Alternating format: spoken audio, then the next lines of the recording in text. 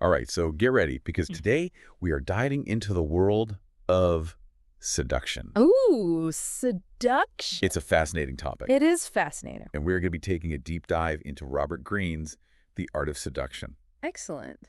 And I will say right off the bat, this is not about, becoming some sort of pickup artist. Right. Like, that's not the goal here. Not at all. The goal is to kind of become seduction detectives, Exactly. right? Yeah. To understand how this works. The how and why. Yes. That's what's so powerful about this because it's like a secret decoder ring Yes. on human behavior. I love that analogy. Okay, so like any good detective, we got to know our players, our subjects, right? So Greene, he lays out these 9 different seducer archetypes. Right. Each with their own like unique MO. Yes. Like their method of operating. Absolutely. So are you ready to meet our suspects? Let's do it. All right, suspect number 1, the siren. Okay. You know who I'm talking about. I do. Cleopatra Marilyn Monroe. Right. It's that blend of beauty and allure. It's that captivating presence drawing you in. What makes this archetype tick? Well, they thrive on your attention. Okay. It's not just about looking amazing, right? Like Cleopatra, she wasn't considered a classic beauty, Right. but her presence, her voice, her intellect, Yes. it made her mesmerizing. Yeah, it's like they create this magnetic field around them. Yes. That you just get drawn into. Absolutely. Okay, so we've got the siren, all about allure. Okay. Now the rake is all about the chase. All right. The chase. They're the insatiable charmers, always seeking new conquests. Okay. We're talking Casanova Lord Byron, Right. legendary rakes. Legendary rakes. What is it that makes them so irresistible?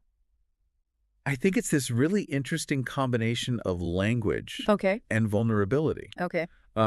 They're spinning these tales of adventure, Right. romance, Yes. appealing to that desire for excitement. Okay. But here's the thing.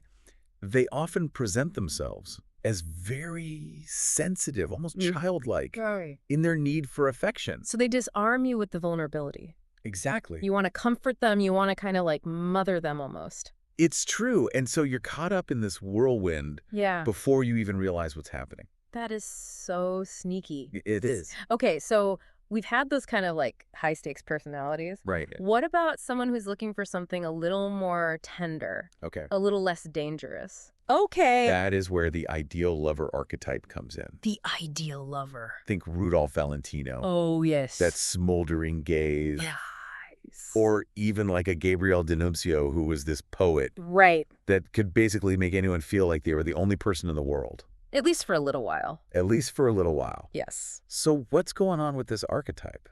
Well, the ideal lover is all about crafting the perfect illusion. Okay. They tap into your deepest desires, Yeah. your fantasies, Okay. and really kind of create this intoxicating escape Yes. from reality. It's the ultimate romantic fantasy. It is. But what happens when reality comes crashing in? Well, and that's the risk, right? Yeah. Because the ideal lover, their seductive power lies in maintaining that fantasy. As soon as that illusion is shattered, the spell is broken. So it's all smoke and mirrors.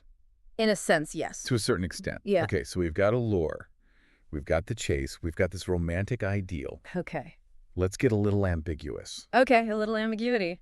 Let's talk about the dandy. The dammy. This is the master of ambiguity. Right. And I think great examples of this would be like a Beau Brummel, Yes. who was like the ultimate fashion icon Right. of the Regency era. Yes, very influential. And then even someone like Andy Warhol, Oh, wow. kind of blurring those lines, Yes. captivating everyone with that really unique style. Right. What's their secret? What are they doing? It's about cultivating this air of mystery. Okay. You know, they understand the power of image, Right. and they use it to craft this persona. That's fascinating and elusive. This is like, what are they thinking? Exactly. You're trying to figure them It out. draws you in. It's like a walking puzzle. Yes. Okay, let's move on to someone a little more lighthearted, a little more fun. Okay. And that's the natural. The natural. So I'm thinking Charlie Chaplin Okay. with that playful charm. Yes. Or Josephine Baker, Right. who just radiated this joy and confidence They're captivating. that captivated all of Paris. That's true. What's going on with the natural? You know, they're masters of spontaneity. Oh, yeah? Like playfulness. Okay. They have this infectious energy. It makes them seem so approachable Right. and irresistible. It's that effortless charm. Yes. Like they don't even have to try, Exactly. which makes it even better. Of course. And it's that kind of like inner child Yeah. that we all have. Right. You know, they kind of remind us that life doesn't have to be so serious all the time. Yes, exactly. Yeah. Okay, so we've got those who are effortlessly charming. Right. Let's move on to someone who's maybe a little bit more calculated in their charm, and that is the coquette. The coquette. The master of playing hard to get. Oh, yes. The push and pull. Right. And Greene uses the example of Yang Kuai-fei, who was a Chinese concubine, who basically enraptured the emperor with her, sometimes she was very sweet, sometimes she was very cold. Right, classic coquette. Yeah. It's that strategic push and pull. Yes. Keeps you guessing. Yes. Keeps you off balance. Uncertainty. Yes, and it plays on that desire. For what you can't have, right? Yes. So the good times are even more rewarding. It's that emotional roller coaster. Yes. You never know where you stand. Exactly. Okay, let's talk about the charmer. Okay, the charm. These are the people who just, they can talk to anyone. Yes. They make you feel like you're the only person in the room. Oh, yeah. They're experts at flattery. Yes. And Greene uses the examples of Benjamin Disraeli and Pamela Harriman as these masterful charmers. What is it about them that's so effective? I think it's because they realize that everyone, no matter how rich, how powerful, how beautiful, they crave validation. Everyone wants to feel appreciated. Exactly. Yeah. And they make you feel seen. Yes. They make you feel heard. It's very seductive. It is incredibly seductive. It is. Okay. So we've got the charmers. Yeah. Now let's talk about the charismatics. Right. These are the ones with just this magnetic energy. Yes. You think Elvis? Yeah. You think Napoleon? Okay.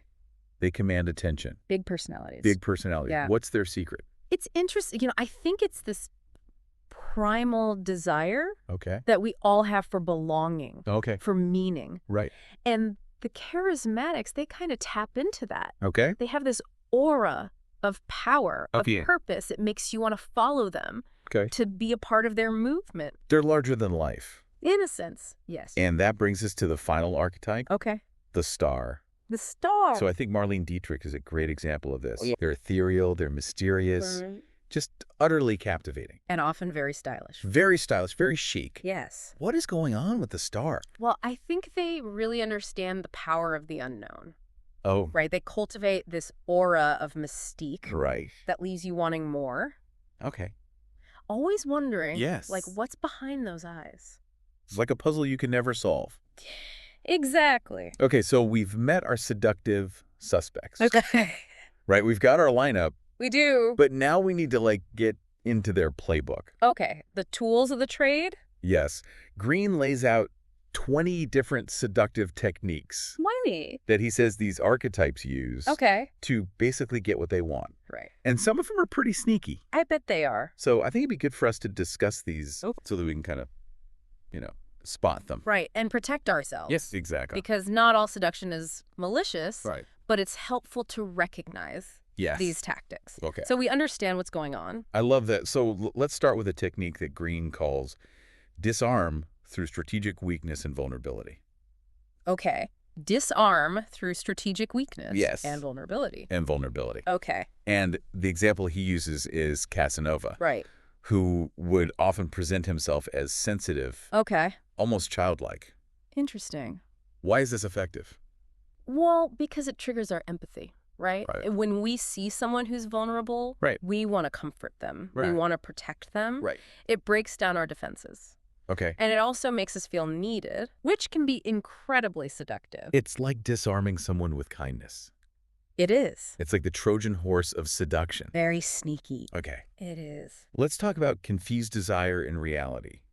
The perfect illusion. Okay, the perfect illusion. So this technique is about creating that dreamlike atmosphere. Okay. That kind of clouds your judgment. Right. And Greene uses the example of Prince Genji. Okay. From the Tale of Genji. Oh, okay, yes. To illustrate this. Okay. Because Prince Genji was like the master of setting the mood. Yes. Music sense, the visuals. Right. Everything was designed to create that. To orchestrate that experience. Yes, that intoxicating romantic atmosphere. It's very seductive. It is. It is. Okay, let's go to a slightly darker tactic. Okay. Which is isolate the victim. Isolate the victim. Okay.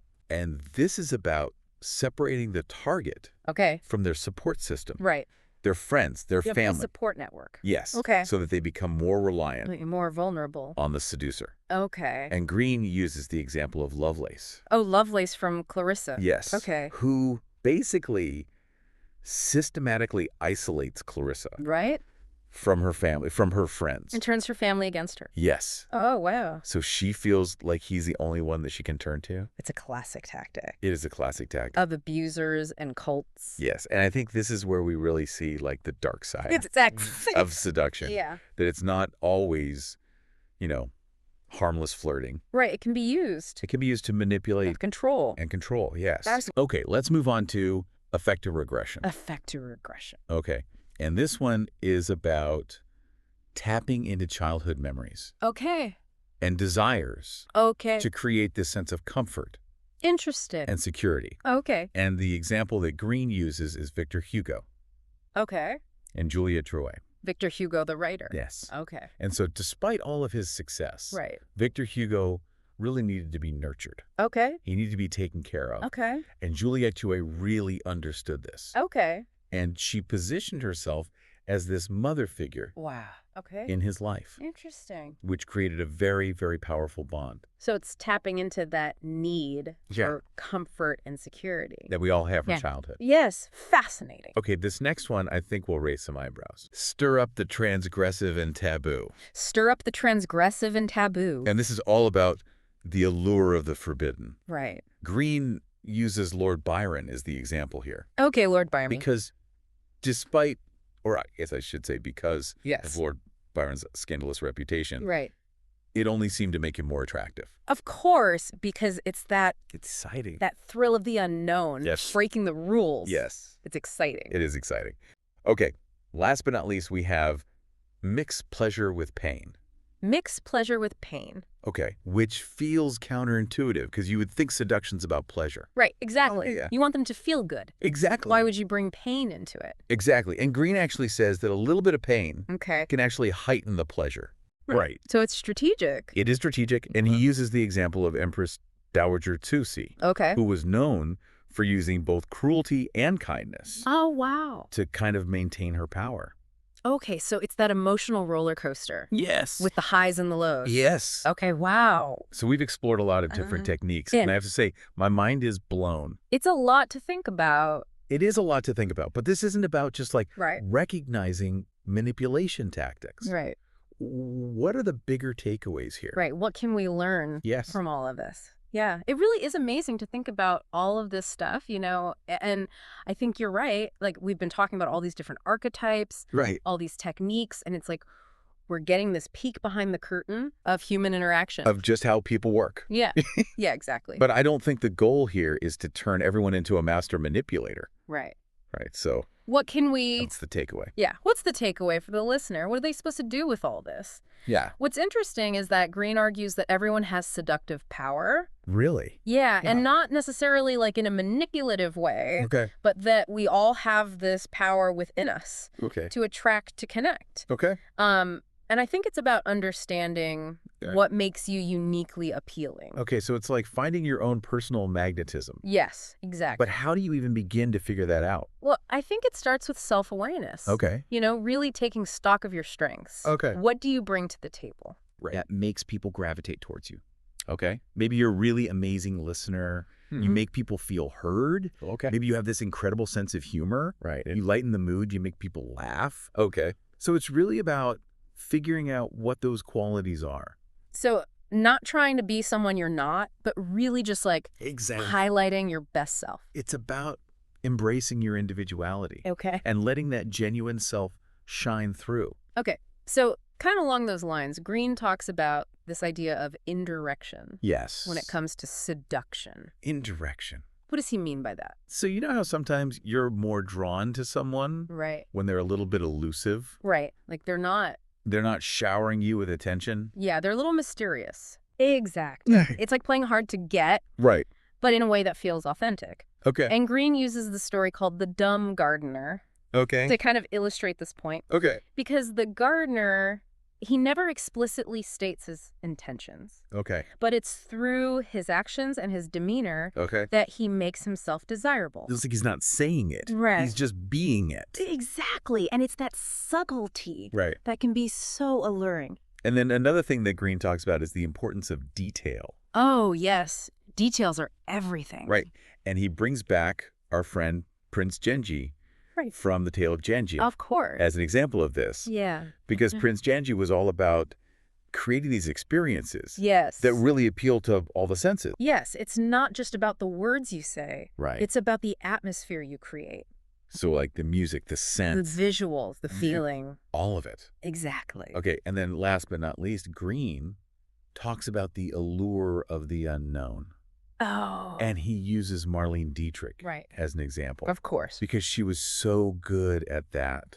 Right. That kind of like mystique. She was the queen of less is more. Exactly. She understood that sometimes the most seductive thing you can offer is a little bit of mystery. A little mystery goes a long way. So we've talked about all these different aspects of seduction. Yes. And I think the question on everyone's mind. Right. Is seduction good?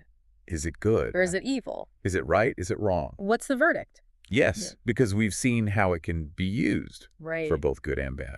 Exactly. It's like any tool. It can be used for good or for evil. Right. It all depends on the intention.